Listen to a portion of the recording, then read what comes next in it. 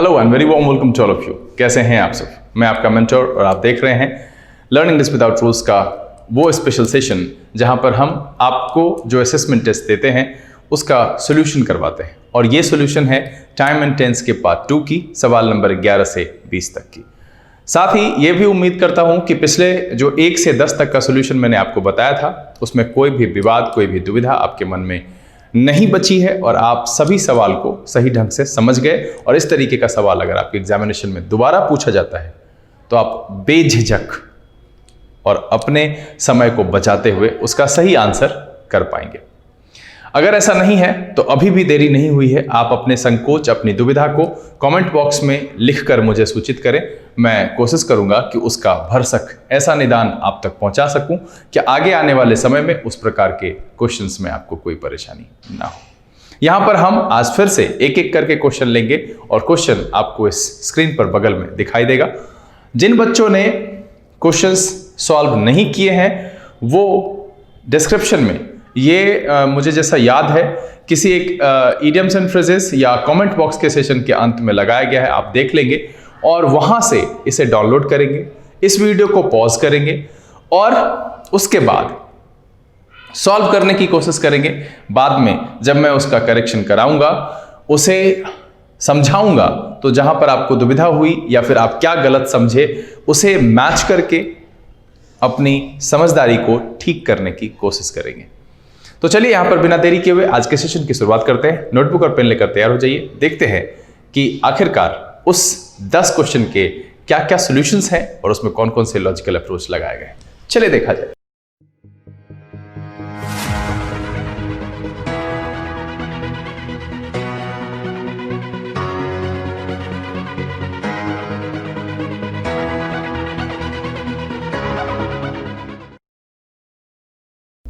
आइए हम यहां पर इस सेशन की शुरुआत करते हैं और शुरुआत में सबसे पहले मैं आपके लिए आंसर बता देता हूं। तो 11 से 20 तक में 11वें नंबर का आंसर है बी, 12वें का डी, 13वें का ई, मतलब 13वां नो एरर है, 14th क्वेश्चन का है सी, 15th का है ए, 16th का है सी, 17th का है ए, 18th का है डी और 19th का सी और सबसे आखिरी क्वेश्चन जो है 20th उसका है ए। यहां पर आप सबके मैक्सिमम आंसर सही हुए होंगे, यही उम्मीद करता हूं। और अगर नहीं हुआ है तो घबराने की जरूरत नहीं है। घबराने की जरूरत इसलिए नहीं है क्योंकि मैंने पहले भी कहा है कि practice makes a person perfect. आप प्रैक्टिस करते रहो क्योंकि आप देखो कि बूंद के उस प्रैक्टिस से कुछ सीखो जो हमारे नल से टपकता है प्रत्येक दिन, और उस पानी की उस बूंद में उतनी कैपेसिटी नहीं है कि वो एक फर्श जैसे मजबूत चीज को तोड़ सके, लेकिन वो लगातार टपकती हुई बूंद एक समय के बाद आपके बाथरूम में उस नल के नीचे छेद का सबब बनता है और वो फर्श टूट जाती है।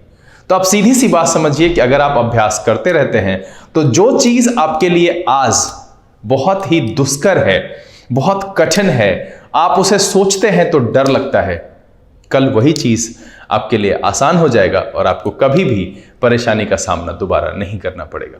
देखिए, मंजिल तक पहुंचने के लिए कुछ रास्ते बंजर, जंगल, कठिनाइयों से जो है तय करने पड़ते हैं। हर जगह पर आपको सुहाना मौसम नहीं मिलेगा, आपके जैसी सिचुएशन नहीं होगी। तो ये मानकर चलिए कि जीत तभी मजेदार होती है जब आपने कष्ट का स्वाद ज्यादा से ज्यादा चखा है। तो यहां पर हम एक एक करके क्वेश्चन लेते हैं और डिस्कशन के लिए रखते हैं उसको। तो चलिए पहला क्वेश्चन देखते हैं और चूंकि आज मेरे पास प्रिंट आउट कॉपी नहीं है तो मैं अपने मोबाइल से ही देखूंगा और आपको सॉल्व कराऊंगा। तो देखिए पहला क्वेश्चन में कह रहा है कि व्हेन द डॉक्टर्स फाउंड, ठीक है, डॉक्टर्स फाउंड एक ए में है, उसके बाद कह रहा है that one of the players of my team has taken. अब यहां देखिए क्या है, हैज टेकन, क्या कह रहा है, prohibited medicines they reported the matter to the team manager. अब कह रहा है कि डॉक्टर ने पाया, क्या पाया, कि हमारे टीम के खिलाड़ियों में से एक किसी ने क्या किया है, तो वो मेडिसिन जो है वो प्रोहिबिटेड मेडिसिन वो लिया। तो लिया दैट मीन्स रिपोर्ट करने, यानी फॉन्ट से पहले है, उससे पहले ले लिया और तब जब डॉक्टरी जांच हुई तब ये पता चला। तो यहां पर सीधा सीधा जो है ये हैज टेकन इस घटना से पहले की घटना है। सीक्वेंस अगर आप देखेंगे तो ये जो घटना है इससे पहले हुई है, तो इसीलिए यहां पर क्या होना चाहिए, हैड टेकन। और यही एक वजह है कि आपके क्वेश्चन नंबर 1 का जो आंसर है वो है बी। जी हाँ, यहां पर क्या हो जाएगा, सही होने के बाद ये सेंटेंस हो जाएगा, when the doctors found that one of the players of my team had taken prohibited medicines they reported the matter to the team manager. और तब ये सेंटेंस हमारा पूरी तरह से सही होगा। यहां पर हमने सीक्वेंस ऑफ टेंस का इस्तेमाल किया, एक V2 जो कि यहां दिया हुआ है और इससे पहले की घटना है कि उस खिलाड़ी ने उस प्रोहिबिटेड मेडिसिन का इस्तेमाल किया उस घटना से पहले, डॉक्टर के जांचने से पहले, और यही एक वजह है कि वहां पर हमने हैड प्लस V3 का इस्तेमाल किया। चलिए अब सवाल नंबर 2 देखते हैं। कह रहा है कि he was worshipped as long as his empire had lasted। अब देखिए कि कह रहा है कि he was worshipped। अब यहां देखिए, एक तरफ है was worshipped और कह रहा है had lasted। हम यहां यह ध्यान देंगे कि ठीक है, यहां पर एक तरफ V2 है और एक तरफ हैड प्लस V3 है। ये मेरा सीक्वेंस तब सही होगा जबकि ये वाली घटना इस वाले घटना से पहले की होगी। लेकिन सेंटेंस को जब आप पढ़ते हैं तो पढ़ करके ये पता चलता है कि he was worshipped as long as his empire had lasted। तो मतलब है कि दोनों में कि जब तक अंपायर खत्म नहीं हुआ तब तक उसे पूजा जाता रहा, ये पुरानी बात है। और दोनों के बीच में जो टाइम गैप है वो पढ़ करके सेंटेंस को ऐसा लग रहा है कि नेग्लिजिबल है। तो जब दोनों सिचुएशन के बीच में टाइम गैप नेग्लिजिबल है तो यहां पर इसका होना, इस हैड का होना अनुचित है, क्योंकि आपको मैंने सीक्वेंस ऑफ टेंस बताने के दौरान यह बताया था कि अगर दो पास्ट की घटना है और दोनों के बीच में टाइम का जो गैप है वो नेग्लिजिबल है, हम ये रखना चाहते हैं कि जब तक अंपायर रहा तब तक पूजा जाता रहा। दैट मीन्स कि उसका खत्म होना और तब उसका खत्म नहीं, एक ही साथ दोनों हुआ कि अंपायर जो है खत्म हो गया तो उसकी पूजा भी खत्म हो गई। तो इसमें कोई भी आगे पीछे या सीक्वेंस में कोई पुराना या कोई नहीं, दोनों एक ही समय का काम प्रतीत हो रहा है। और इसी वजह से यहां पर हम हैड हटा देंगे और इस्तेमाल करेंगे लास्टेड, और जो सेंटेंस हो जाएगा वो हो जाएगा कि he was worshipped as long as his empire lasted। और इसीलिए इसका जो आंसर हो जाएगा वो हो जाएगा डी। चलिए हम इसके बाद तीसरा सवाल देखते हैं। तो तीसरा सवाल देखा जाए, कह रहा है कि one of their teachers remarked। अब remarked तो यहां पर क्या है, रिमार्क्ड। चलिए ये V2 है। फिर उसके बाद कह रहा है that they all had done it very badly. अब कह रहा है हैड डन, ठीक, इट वेरी बैडली। अब यहां पर है कि हम यह जांचने की कोशिश करेंगे कि यहां पर मेरा V2 है और यहां पर जो है क्या है, हैड प्लस V3 है। हम इस सीक्वेंस में देखेंगे कि क्या यह काम सच में इससे पुराना है, उससे पहले किया गया है, और अगर किया गया है तब वो सेंटेंस नो एरर होगा। नहीं किया गया है तो एक सूरत हो सकती है कि इसे मुझे V2 में बदलना पड़े या कुछ और। तो हम देखते हैं कि क्या कह रहा है सेंटेंस में कि one of their teachers remarked that they all had done it very badly। That means कि टीचर स्टूडेंट्स द्वारा किए गए किसी काम को जांचा और फिर उस पर रिमार्क किया कि वो जो काम किया गया था वो बहुत बुरी तरह से किया गया था, वेरी बैडली। तो इस सेंस में अगर हम देखें तो ये जो काम है had done very badly, ये इस रिमार्क से पहले की घटना है। ओब्वियसली जब तक जांचा नहीं जाएगा, देखा नहीं जाएगा, तो रिमार्क्स की बात हम कहां पर करेंगे। और जब रिमार्क्स किया गया और तब यह कहा गया तो उससे पुरानी घटना है किसी काम को करना। टीचर ने दिया, उसे किया, फिर बाद में टीचर ने जांचा, फिर रिमार्क किया। तो इसीलिए यह सेंटेंस नो एरर के दायरे में आता है और इसमें कोई भी गलती नहीं है। यह जो सेंटेंस है यहां पर कि one of their teachers remark that they all had done it very badly, ये पूरी तरह से सही है। चलिए चलिए यहां पर अब चौथा सवाल देखते हैं। और देखिए बहुत सारे ऐसे भी बच्चे होंगे, चौथा सवाल करने से पहले मैं एक संवाद है जो आपसे करना चाहता हूं, वो ये कि बहुत सारे ऐसे भी बच्चे इस एपिसोड को देख रहे होंगे जिनको ये कुछ समझ में नहीं आ रहा हो कि मैं सीक्वेंस ऑफ टेंस क्या बात कर रहा हूं, पुरानी घटना। तो ऐसे बच्चों के लिए 3 एपिसोड पीछे डाले गए हैं जिसमें पास्ट सिंपल और वर्सेस प्रेजेंट परफेक्ट, एक तो ये है। फिर past simple versus past perfect के 2 एपिसोड है, पार्ट 1 और पार्ट 2। आप उस तीनों को जरूर देखिए और उसके बाद अगर आपने एपिसोड पे अटेम्प्ट किया है, सवाल बनाने का असेसमेंट टेस्ट को अटेम्प्ट किया है, time and tense part 1 and part 2 को, तो एक बार फिर उस एपिसोड को देखिए और उसके बाद री अटेम्प्ट करने की कोशिश कीजिए। अगर समस्या रह जाती है, देखिए मैं ये बिल्कुल नहीं कहूंगा कि एक ही बार में आपकी समस्या समाप्त हो जाएगी, रह जाएगी तो आप मुझे कमेंट करें, लिखें कि आपको किस प्रकार की समस्या हो रही है, तो हम फिर उसका निदान भी लेकर के आएंगे। चलिए यहां पर सवाल नंबर 14 देखते हैं।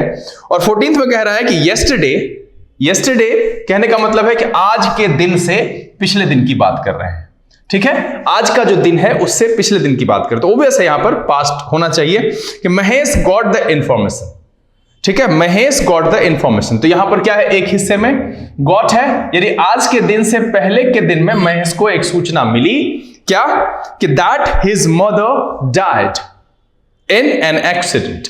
तो इसका मतलब है कि यहां जो हमने लिखा है डाइड, ये इस घटना से पहले है, पहले माता जी का देहांत हुआ और माता जी के देहांत होने के बाद यह सूचना महेश तक पहुंचाई गई पिछले दिन, यस्टरडे की बात कर रहे हैं। तो दैट मींस कि जब सूचना मिली उससे पहले ही माता जी का देहांत हो गया था। तो यहां पर हमें क्या लगाना पड़ेगा, हेड लगाना पड़ेगा। क्यों? क्योंकि ये घटना इस घटना से पुरानी है और आपको पता है कि जब हम किसी पास्ट की एक घटना से पुरानी किसी घटना की चर्चा करना चाहते हैं तो वहां पर हम हेड प्लस V3 का इस्तेमाल करते हैं। और इस लिहाजन जब हम ऐसा करेंगे तो हो जाएगा कि yesterday Mahesh got the information that his mother had died in an accident while traveling in a car। तब ये सेंटेंस पूरी तरह सही हो जाएगा और जो इसका आंसर हो जाएगा वो हो जाएगा 14th का C। क्लियर? चलिए अब यहां पर हम 15th देखते हैं। कहता है one of my friends found this ring as I dig in the garden, it looks very old. अब देखिए एक तरफ क्या लिखा हुआ है कि इट लुक्स, ठीक, फिर कह रहा है आई वॉन्डर whom इट बिलोंग्स। तो अब देखिए कि यहां पर है कि इसको कनेक्ट किया है, तो यहां पर अगर हम एज आई डिग की जगह आई वॉज डिगिंग, कहता है one of my friends found this ring, मतलब मैं जब बगीचे में खुदाई कर रहा था उस समय मेरे एक दोस्त ने यह रिंग पाया। तो यहां पर दोनों हिस्सा जो है इन दिस गार्डन, ये 2 अलग अलग हिस्से हैं और ये उसी जो है वो लड़की वाला सवाल या पिछले दिन जो मैंने एक और सवाल बताया था वो चश्मा जो है वो अम्ब्रेला खोलने वाला, उसी सवाल जैसा है। तो इसमें आई डिग को अगर आप वॉज डिगिंग लिखते हैं वहां पर तो सेंटेंस आपका सही हो जाएगा और इस लिहाजन जो 15 का आंसर हो जाएगा वो हो जाएगा ए। और चेंजेस क्या आएंगे, one of my friends found this ring as I was digging in the garden it looks, तब प्रेजेंट में आएगा कि अब वो रिंग उसके पास है जो पीछे मिला और क्या हुआ कि अब कह रहा है कि इट लुक्स वेरी ओल्ड। अब उसके वर्तमान समय की बात कह रहा है कि उसके पास है, पुराना दिखता है। वॉन्डर और आश्चर्यचकित भी वो है कि whom it belongs to, ये किसका है। तो यहां पर जो इसका आंसर हो जाएगा 15th का वो हो जाएगा ए। चलिए 16th में देखें तो कह रहा है कि the discreet inquiry revealed that her involvement in the fraud cases have been more than what was first guessed। अब देखिए कि discrete inquiry revealed, REVEALED, है ना, इसका मतलब होता है उजागर करना या उजागर होना। उस इंक्वायरी में ये उजागर हुआ। क्या उजागर हुआ? That her involvement in the fraud cases have been, होना चाहिए, नहीं होना चाहिए ना। क्यों? क्योंकि भाई पहले फ्रॉड हुआ, उसके बाद उस पर जांच कमेटी बैठी, उसने जांच किया और फिर उसने ये उजागर किया कि जो गेस किया गया था उससे क्या है, कह रहा है कि the discreet inquiry revealed that her involvement in the fraud cases had been होना चाहिए more than what was first guessed, मतलब पहली बार जो गेस किया गया उससे ज्यादा है तो यहां पर हैव बीन को हटा करके हम यहां क्या करेंगे, हैड बीन मेरा सही होगा, यहां पर हैव लिखना अनुचित हो जाएगा क्योंकि फ्रॉड केस में जो इन्वॉल्वमेंट है उससे पुरानी घटना है। सीक्वेंस ऑफ टेंस के हिसाब से अगर आप इसको जस्टिफाई करेंगे बड़ी आसानी से आप समझ जाएंगे। देखिए बच्चे, मैं यहां पर बार बार कह रहा हूं कि ये एक उपकरण है सीक्वेंस ऑफ टेंस, जहां पर 3-4 बातें आपको ध्यान में रखनी है। क्या है कि पेयर 1 में हम पास्ट सिंपल के साथ प्रेजेंट परफेक्ट का इस्तेमाल करते हैं, पेयर 2 में पास्ट सिंपल के साथ पास्ट परफेक्ट का इस्तेमाल करते हैं। साथ में हम पास्ट परफेक्ट और पास्ट सिंपल का जब इस्तेमाल करते हैं तो वहां यह ध्यान रखते हैं कि टाइम का गैप वैलिड होगा, तभी हम टेंस को स्विच करेंगे, यानी V2 और हैड प्लस V3 का कॉम्बिनेशन लिखेंगे। अगर वहां पर टाइम गैप वैलिड नहीं है तो हम दोनों हिस्से में V2 का ही प्रयोग करेंगे। चलिए उसके बाद 17th नंबर क्वेश्चन देखते हैं। 17 नंबर क्वेश्चन में कह रहा है कि Shreya hope to finish the work in the last week but in fact she could not. अब देखिए, कुड जो है ये पास्ट की एक घटना है ना, और यहां पर कह रहा है होप्ड, तो ये जो होप्ड है ये उससे पुरानी चीज है कि वो नहीं कर सकी उससे पहले, तो यहां पर क्या होना चाहिए कि हैड होप्ड। मैंने क्या कहा था कि किसी भी अकेले सेंटेंस में हम पास्ट परफेक्ट यानी कि हैड प्लस V3 का प्रयोग नहीं कर सकते, लेकिन अगर कोई एक अकेला सेंटेंस जिसमें कि अंडरस्टूड हो, कोई एक घटना हो जो पास्ट का हो, वो दिया हुआ हो या ना दिया हुआ हो, मतलब क्या कहा था कि जो डायरेक्टली या इनडायरेक्टली कहीं पर भी, मतलब जो एक्सप्रेस्ड हो या हिडन हो, इस दोनों केस में अगर वो एक घटना किसी घटना के पुरानी है, चाहे वो लिख दिया गया हो या उसमें अंडरस्टूड हो, तो उस जगह पर हम पास्ट परफेक्ट का इस्तेमाल कर सकते हैं। और इस लिहाजन जो ये 17th नंबर क्वेश्चन है इसमें है श्रेया होप टू फिनिश, तो होना चाहिए Shreya had hoped to finish the work in the last week but in fact she couldn't. मतलब उसने होप किया था कि वो कर चुकी होगी, मतलब इस तरह की घटना कि वो पहले हो गया वो घटना बट वो नहीं कर पाई, उसने उम्मीद की थी कि वो उसे कर लेगी बट वो नहीं हो पाया, तो इस सेंस में यहां पर हैड होप्ड का प्रयोग होगा। और जो 17th नंबर क्वेश्चन है उसका जो आंसर होगा वो हो जाएगा ए। चलिए अब 18th नंबर देखा जाए। कह रहा है कि he could not cut the grass today, He could not cut the grass today। और मैंने ये बताया था आपको कि टुडे, दिस मॉर्निंग, इस तरीके की जो एग्जांपल्स है वो उसमें दिया था मैंने कि could के साथ आप टुडे कैसे लगा सकते हैं, लगता है वहां मीनिंग कुछ और हो जाता है।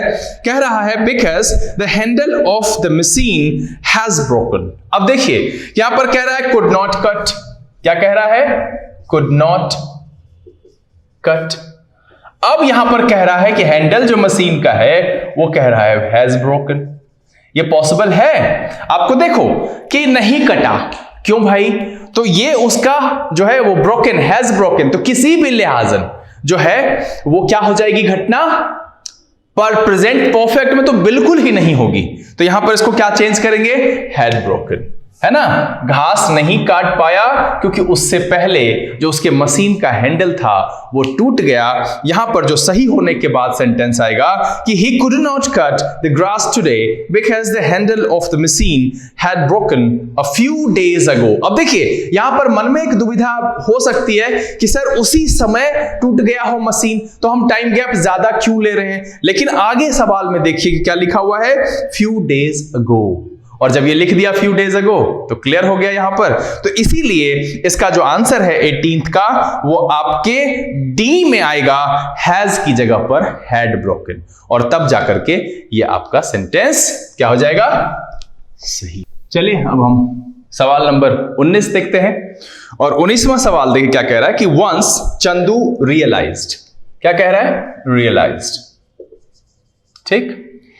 फिर कह रहा है that he had committed a mistake, क्या कह रहा है, हैड कमिटेड अ मिस्टेक, ठीक। दैट मीन्स कि अब ये अगर आप समझ लो कि 1 जून को हुआ, ठीक है, ये इसको 5 जून को रियलाइज हुआ, तो इस हिसाब से ये मेरा सीक्वेंस ठीक है। क्या कह रहा है कि Chandu realised that he had committed a mistake. अब कह रहा है he admits, और आगे फिर लिख रहा है he admits it, corrected it, मतलब है, और साथ में लास्ट में लिख रहा है विदाउट डिले, मतलब 5 जून को जब रियलाइज हुआ तो क्या हो जाएगा, एडमिट्स गलत हो जाएगा, यहां पर क्या हो जाएगा, एडमिटेड, है ना, और फिर क्या हो जाएगा, करेक्टेड।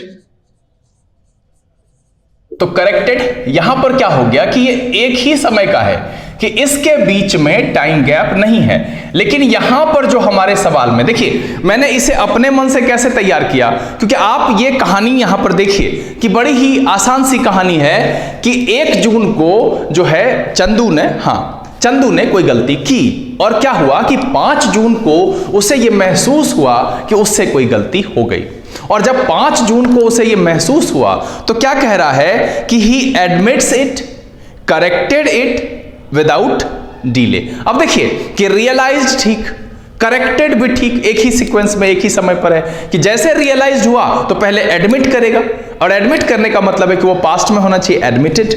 तो यहां पर जो एडमिट्स लिखा हुआ है वो गलत हो जाएगा। तो ये एक पुरानी घटना है, और उसमें लास्ट में सबसे बेहतरीन बात क्या है कि वो लिखा हुआ है सवाल में विदाउट डिले। तो मतलब जैसे ही उसे रियलाइज हुआ उसने एडमिटेड और करेक्टेड दोनों को, मतलब है ही admitted it, corrected it without delay, मतलब है कि उसने जो उसे एडमिट किया और करेक्ट किया उसमें कोई डिले नहीं किया, मतलब जब उसे महसूस हुआ। तो यहां पर जो इसका आंसर हो जाएगा वो हो जाएगा सी, और एडमिट्स की जगह पर हो जाएगा एडमिटेड, और जो फाइनल सेंटेंस बनेगा वो बनेगा once Chandu realise that he had committed a mistake, he admitted it, corrected it without delay. चलिए अब यहां पर हम इस असेसमेंट टेस्ट का आखिरी क्वेश्चन देखेंगे, और कह रहा है कि her friend did not see her, क्या कह रहा है, her friend did not see her for many years when she met him last week. ठीक है, अब देखिए कि लास्ट वीक के लिए लिखा है मेट, यानी कि V2। अब कह रहा है कि कई वर्षों से नहीं देखा था, तो ये डिड लिखना यहां पर उचित नहीं है। होना क्या चाहिए कि her friend had not seen her for many years, और इसीलिए ऐसा लिखा है क्योंकि इसके आगे एक सेंटेंस जो मार्कर है वो रिसेंट पास्ट के लिए, कि when she met him last week. तो यहां पर जो है ये डिड नॉट की जगह पर आप क्या इस्तेमाल करेंगे, हैड नॉट करेंगे, और सी की जगह पर सीन का प्रयोग करेंगे। तो फाइनल सेंटेंस जो आपका 20 नंबर का बनेगा वो बनेगा कि her friends did not see, her की जगह पर her friend had not seen her for many years when she met. यहां पर एक क्वेश्चन में प्रिंटिंग मिस्टेक है, यहां पर हिम को आप हर कर लेंगे क्योंकि यहां जो सारा कैरेक्टर है वो लड़की ही है, कि her friend had not seen her, तो दोनों लड़की है, for many years when she met her last week, और इस तरीके से ये सेंटेंस सही हो जाएगा। तो इसका जो आंसर होगा वो हो जाएगा ए। उम्मीद करता हूं कि अभी ये जो एक्सप्लेनेशन 11 से 20 तक में रखा गया, इसमें एक सवाल जो सवाल नंबर था वो डिग वाला 15th, इसके अलावा सारे जो सवाल थे वो सीक्वेंस ऑफ टेंस पर ही आधारित थे, और मुझे उम्मीद है कि आप में से अधिकांश लोगों के आज के मार्क्स अच्छे रहे होंगे। जैसा कि आप YouTube पर पोस्ट करते हैं आप कर दें, मैं देख लूंगा। और इस एक सेशन के बाद अगर फिर भी आपके मन में कोई विवाद रह जाता है, कोई ऐसी बात है जो मेरे लॉजिकल अप्रोच को मैच नहीं करती है, आपको लगता है कि नहीं कुछ ऐसा और हो सकता है, तो आप उसे खुल करके कमेंट बॉक्स में लिखिए। हम वहां पर कोशिश करेंगे कि आपके उस समस्या का समाधान जरूर करें। उम्मीद करता हूं कि इस वीडियो से आपको कुछ ना कुछ सीखने के लिए जरूर मिला होगा। ये वीडियो आपको पसंद आया आप इसे लाइक कर दें। अगर आपने चैनल सब्सक्राइब नहीं किया है प्लीज सब्सक्राइब कर लीजिए। जो लोग पहले से जुड़े हुए हैं वो इसे ज्यादा से ज्यादा सोशल नेटवर्किंग साइट पर शेयर करें। पढ़ें, पढ़ाएं, लाइक, शेयर और सब्सक्राइब करना ये एक ज़रूरी बात है, इस पर बिल्कुल आपका ध्यान रहना चाहिए, क्योंकि यही एक ऐसी चीज़ है जो इस चैनल को कंटिन्यू आपकी सेवा और आपकी सहायता में लगे रहने के लिए स्थायी YouTube पर रख सकता है। तो प्लीज़ इसे ज़्यादा से ज़्यादा लाइक करें, शेयर करें और सब्सक्राइब करें। इन चीज़ों को ना भूलें और अपना प्यार इस चैनल के साथ बनाए रखें। अगले दिन यहाँ पर हम टाइम एंड टेंस पार्ट 3 के सोल्यूशन के साथ उपस्थित होंगे। उम्मीद करते हैं कि आप घर में होंगे और अभी भी स्वास्थ्य संबंधी सारी जो बेंचमार्क्स है, सारा जो मानदंड सरकार द्वारा तय किया गया है, आप उसे फॉलो करते होंगे और अपना और अपने परिवारजनों का ख्याल रख रहे होंगे। इस बीच आप मन लगा करके पढ़ाई करें, क्योंकि अभी कहीं जाना नहीं है, घर में रहते हैं, तो बहुत ज़्यादा से ज़्यादा समय मिलेगा आपको मैथमेटिक्स के लिए, रीजनिंग के लिए, इंग्लिश के लिए, न्यूज़पेपर पढ़ने के लिए, जनरल अवेयरनेस के लिए। तो आप अपनी कमजोर कड़ियों को सुदृढ़ करने की कोशिश कीजिए ताकि लौटिए तो इस बार जॉब आपकी हो और जीत आप लेकर के वापस जाएं और ये बताएं कि yes I can do it. इसी उम्मीद के साथ अगले दिन time and tense part 3 question number 21 से 30 तक के सॉल्यूशन के साथ उपस्थित होते हैं। तब तक के लिए लर्न इंग्लिश विदाउट रूल्स के से this is B K Singh signing off. Keep reading, keep practising. Thank you, god bless you.